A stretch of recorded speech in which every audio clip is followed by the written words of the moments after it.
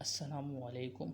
Hello friends, welcome to my channel shorthand for all. दोस्तों, ये channel मैंने just newly create किया है और इस चैनल के थ्रू मेरा मकसद आप तमाम लोगों तक शॉर्ट हैंड की मालूमात फ़राहम करना है कि शॉर्ट हैंड क्या होती है, इसे किसने इन्वेंट किया और इसकी नीड क्यों पेश आई इसे इन्वेंट करने की, और इसको सीखने के बाद हम इससे अपनी पर्सनल लाइफ में किस तरीके से यूटिलाइज़ कर सकते हैं या ये हमें किस तरीके से बेनिफिट दे सकती है हमारी पर्सनल लाइफ के अंदर।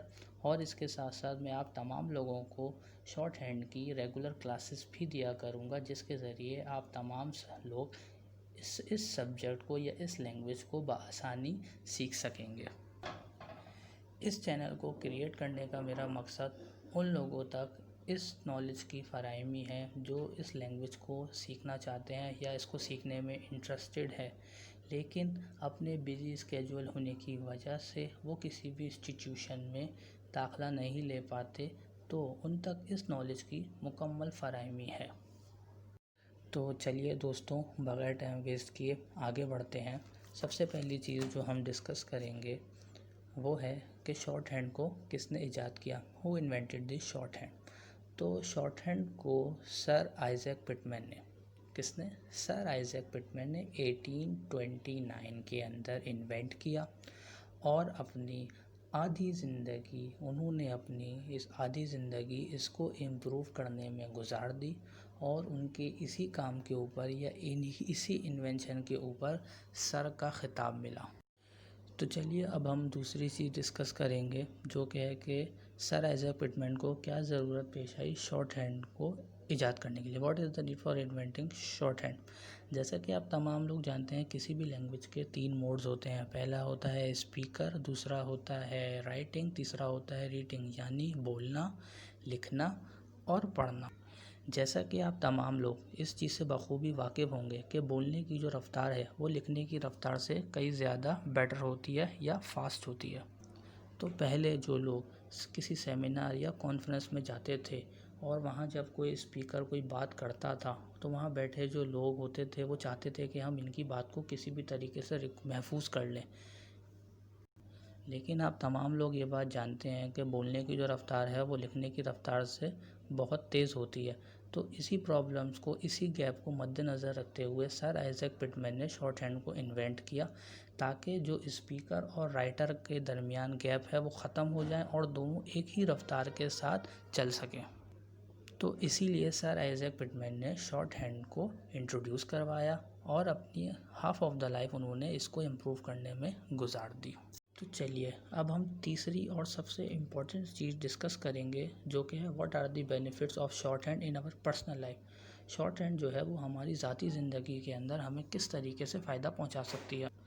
तो इस सवाल का जवाब है जॉब अपॉर्चुनिटी। जो लोग सब कॉन्टिनेंट में रहते हैं यानी इंडिया, बांग्लादेश और पाकिस्तान, वो अच्छी तरीके से जानते हैं कि गवर्नमेंट जॉब हासिल करना किस कदर मुश्किल और नामुमकिन काम है। अनटिल एंड अनलेस आपके पास ढेर सारा पैसा हो ब्राइब देने के लिए या फिर आपके पास सोर्सेज हों, तभी आप इन ममालिक या इन कंट्रीज़ के अंदर गवर्नमेंट जॉब हासिल कर सकते हैं।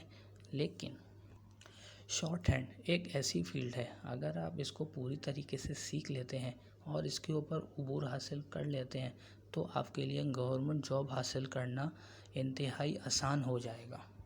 गवर्नमेंट का कोई भी इदारा हो, आइदर वो सेशन कोर्ट्स हो, हाई कोर्ट हो, सुप्रीम कोर्ट हो, सेक्रेटेरिएट हो, वर्क डिपार्टमेंट हो, कोई सा भी डिपार्टमेंट हो, शॉर्ट हैंड के लिए हमेशा से गवर्नमेंट डिपार्टमेंट के अंदर सीट्स अवेलेबल होती हैं। चाहे वो स्टेनोग्राफ़र की फ़ॉर्म में हो, चाहे वो स्टेनोटाइपिस्ट की फ़ॉर्म में हो, चाहे वो पर्सनल सेक्रेटरी की फ़ॉर्म में हो, चाहे वो असिस्टेंट की फ़ॉर्म में हो, लेकिन हर डिपार्टमेंट के अंदर स्टेनोग्राफ़र की सीट्स अवेलेबल होती हैं। अगर आप शॉर्ट हैंड को पूरी तरीके से सीख लें और इस सब्जेक्ट के ऊपर पूरी कमांड हासिल कर लें तो आपके लिए गवर्नमेंट जॉब के दरवाज़े पूरी तरीके से खुल जाएंगे, क्योंकि ये टोटल मेरिट बेस्ड सीट होती है।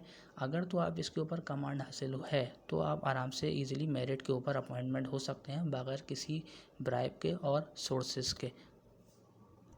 ना सिर्फ गवर्नमेंट डिपार्टमेंट बल्कि बहुत सारे प्राइवेट इदारों के अंदर भी आपके लिए जॉब अपॉर्चुनिटीज़ के दरवाज़े खुल जाते हैं, चाहे वो न्यूज़ चैनल्स हो या कुछ भी। शॉर्ट हैंड एक बहुत वास्ट फील्ड है। अगर आप इसके ऊपर कमांड हासिल कर लेंगे तो आपकी ज़िंदगी आसान हो सकती है और आपको फ़ौरन एम्प्लॉयमेंट मिल सकती है बगैर किसी रिसोर्सेज के और ब्राइब के। अब हम अपनी चौथी चीज़ डिस्कस करेंगे कि क्या चीज़ ज़रूरत होती है शॉर्ट हैंड को सीखने के लिए। Things for learning short hand. तो सबसे पहली जो चीज़ हमें ज़रूरत है वो इस तरीके की एक बुक है, पिटमैन की शॉर्ट हैंड बुक। ये इस तरीके से बुक होती है और ये तकरीबन आपको ईज़िली अवेलेबल होगी 30 to 40 रुपीज़ की। आज से मैंने तकरीबन 4 साल पहले इसे उर्दू बाज़ार से 16 रुपये का लिया था, तो अब ये है कि आपको 20 से 30 रुपए की मिल जाएगी। ये इस तरीके से चैप्टर वाइज इसके अंदर सारी चीज़ें होती हैं। और पिटमैन की लिएगा आप लोग भी बुक शॉर्ट हैंड, क्योंकि पिटमैन ही की शॉर्ट हैंड दुनिया में मानी जाती है और इन्होंने ही इसको इन्वेंट भी किया है और यही इसके उस्ताद भी हैं। दूसरी चीज़ जो हमें चाहिए है वो है इस तरीके का शॉर्ट हैंड का नोट पैड। ये आप देखें, इसके खाने जो हैं वो बड़े बड़े हैं। ये नोट पैड आपको आराम से 50 to 60 रुपीज़ के अंदर मिल जाएगा। किसी भी आप स्टेशनरी की दुकान से कहेंगे कि भाई शॉर्ट हैंड का नोट पैड दे दो, वो आपको दे देगा। इस तरीके से इसमें ये बड़े बड़े खाने होते हैं। ये आपको शॉर्ट हैंड का एक नोट पैड लेना पड़ेगा। और तीसरी चीज़ आपको जो ज़रूरत है वो है एक पेंसिल की। एक शार्प पेंसिल की आपको नीड है शॉर्ट हैंड सीखने के लिए। ये 3 टूल्स हैं बस शॉर्ट हैंड सीखने के लिए। तो चलिए अब हम अपनी क्लास की तरफ चलते हैं और बाकायदा आगाज़ करते हैं अपनी पहली क्लास का। इस तरीके से आप पहले लेफ़्ट साइड पे फर्स्ट क्लास की हेडिंग डालें और आज की डेट डालें और इसका बाकायदा हम स्टार्ट करते हैं। सबसे पहली चीज़ जो हम इसमें डिस्कस करेंगे वो है कि शॉर्ट हैंड क्या होती है, व्हाट इज़ शॉर्ट हैंड। मैं आप लोगों को इसकी डेफिनेशंस लिखवाऊंगा और इसको आप अपने पास नोट डाउन कर लीजिएगा और इसको बार बार याद करिएगा। अब जितनी भी अब आप शॉर्ट हैंड्स के अंदर सीखने वाले हैं उसके अंदर आपको प्रैक्टिस बहुत ज़्यादा से ज़्यादा करनी है और जितनी भी डेफिनेशंस हैं इसकी, चाहे वो शॉर्ट हैंड की है, आगे चल के वॉवल्स की डेफिनेशन आएंगी, फिर उसके बाद शॉर्ट फॉर्म्स की आएंगी, फ्रेजेस की आएंगी, वो तमाम डेफिनेशंस आपने अच्छे से दिमाग में बिठा लेनी है। क्योंकि जितनी आपके पास डेफिनेशंस दिमाग में बैठी हुई होंगी आपको चीज़ें रिकॉल करने में आसानी होगी। तो चलिए बगैर टाइम वेस्ट किए जल्दी से अपने नोट पैड उठा लीजिए और साथ में पेंसिल ले लीजिए और डेफिनेशन की साइड हेडिंग डालें और डेफिनेशन को लिखना स्टार्ट करिए। शॉर्ट हैंड किसे कहते हैं? What is short hand? Short hand कहते हैं इंग्लिश के अल्फाजों को मुख्तसर अंदाज में निशानात की मदद से लिखने के अमल को कहते हैं। मैं फिर रिपीट करता हूँ, पॉइंट डेफिनेशन के नीचे आप पहले पॉइंट नंबर 1 लिखिए, उसके आगे ये लिखिए शॉर्ट हैंड कहते हैं इंग्लिश के अल्फाज को मुख्तसर अंदाज से लिखने के अमल को एक्सप्रेशन की मदद से। Short hand is an art of writing English words in a short way with the help of expression. अब आप पॉइंट नंबर 2 की हेडिंग डालें और लिखना स्टार्ट कीजिए। शॉर्ट हैंड डिपेंड करती है वर्ड्स की आवाज़ पर। जो आवाज़ हम सुनते हैं हम उसके निशानात बनाते हैं और जो आवाज़ हम नहीं सुनते हम उसके निशान नहीं बनाते। मैं फिर से रिपीट करता हूँ, शॉर्ट हैंड डिपेंड करती है वर्ड्स की आवाज़ों के ऊपर। जो आवाज़ हम सुनते हैं उसी के हम निशान बनाते हैं और जो आवाज़ हम नहीं सुनते हम उसके निशान नहीं बनाते। फॉर एग्ज़ाम्पल मैं यहाँ पर एक वर्ड लिखता हूँ EIGH और T, 8। अब मैंने यहाँ पर एक वर्ड लिखा है आपको समझाने के लिए 8। अगर हम इसको तोड़ते हैं तो EIGH T, टोटल 5 अल्फ़ाबेट्स हैं जो कि 8 बना रहे हैं। लेकिन शॉर्ट हैंड जो है वो इंग्लिश अल्फ़ाबेट्स के ऊपर डिपेंड नहीं करता, वो कहता है कि मैं सिर्फ अल्फाज की आवाज़ के ऊपर डिपेंड करता है। अब आप मेरे साथ इस वर्ड्स को बार बार रिपीट करें और मुझे बताएं कि आप किन अल्फ़ाबेट्स की आवाज़ सुन रही हैं। तो चलिए 8 EIGHT 8 8 8 आप लोगों को अच्छे से समझ आ गई होगी कि इससे किन आवाज़ों की साउंड्स निकल रही हैं। इससे दो साउंड्स निकल रही हैं, पहली है ए और दूसरी है टी, 8।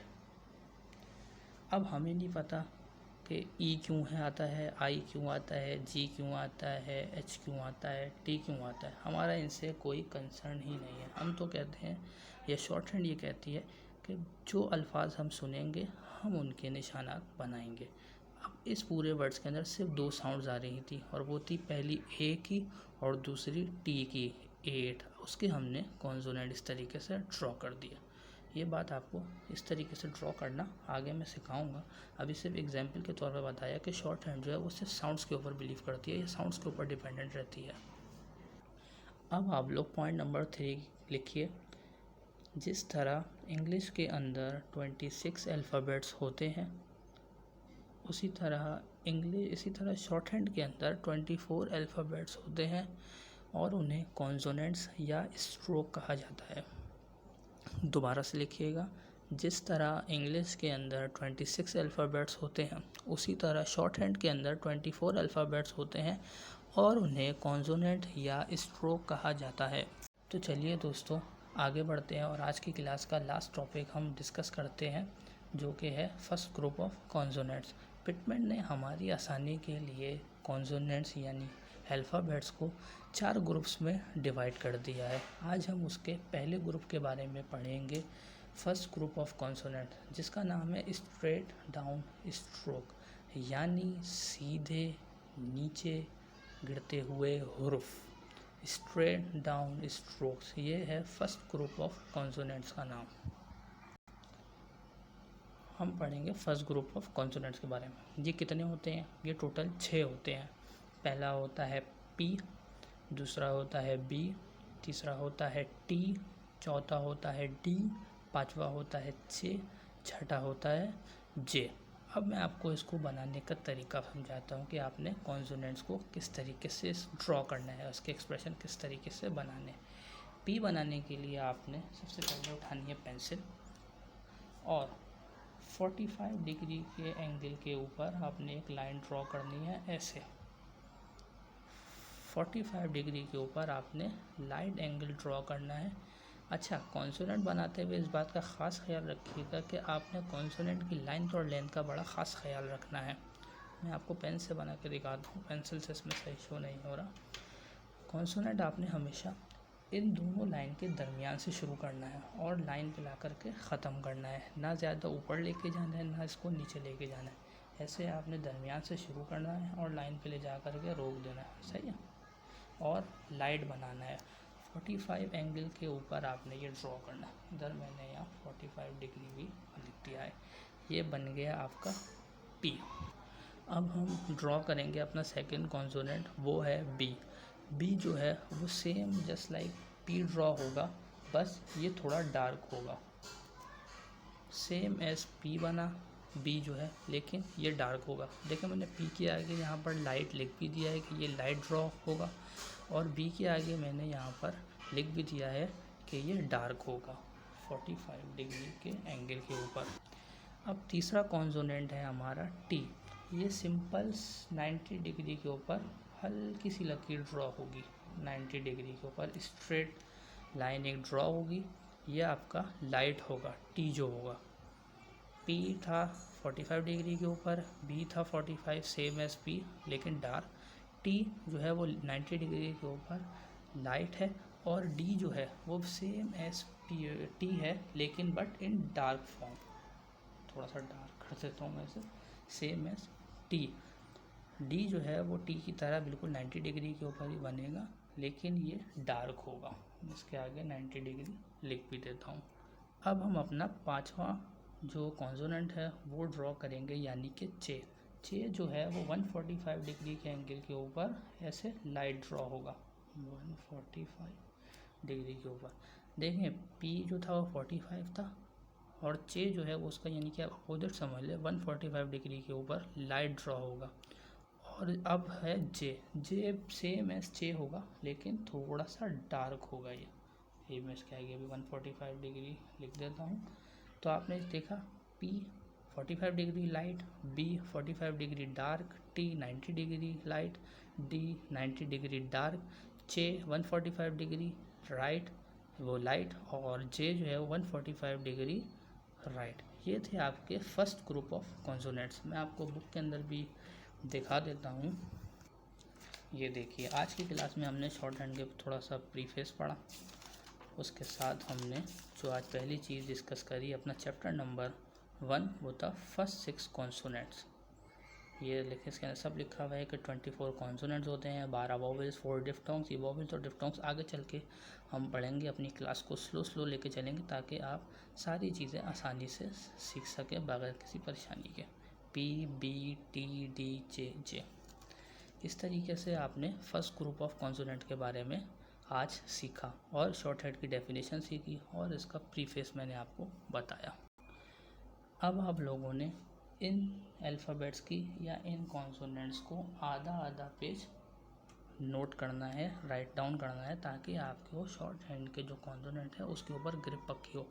आपने P को आधा पेज बनाना है, आपने B को आधा पेज लिखना है, आपने T को आधा पेज लिखना है, आपने D को आधा पेज लिखना है, आपने जो है वो J को लिखना है, आपने J को लिखना है। आपने इसकी प्रैक्टिस करनी है आधा पेज। और इसका ख़ास ख्याल रखिएगा कॉन्सोनेंट्स की लाइन और लेंथ का, कि कॉन्सोनेंट दरमियान से शुरू होगा और लाइन पे ला कर के ख़त्म होगा।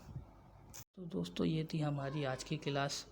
मैं जानता हूँ आज की क्लास थोड़ी लेंदी हो गई है, क्योंकि ये मेरी पहली क्लास थी और पहली वीडियो थी, इसलिए इसके अंदर इंट्रोडक्शन देना ज़रूरी था कि शॉर्ट हैंड होती क्या है। क्योंकि किसी भी चीज़ को अगर हम स्टार्ट करते हैं पढ़ना तो हमें सबसे पहले उसका प्रीफेस पता होना चाहिए, उसके बाद क्लासेस होती है। इसलिए मैंने इस वीडियो के अंदर इंट्रोडक्शन दिया है, और अब उसके बाद अब जो अगली नेक्स्ट वीडियोज़ होंगी वो हम शॉर्ट बनाएंगे ताकि आप तमाम लोगों को ईज़िली समझ में हर चीज़ आ सके।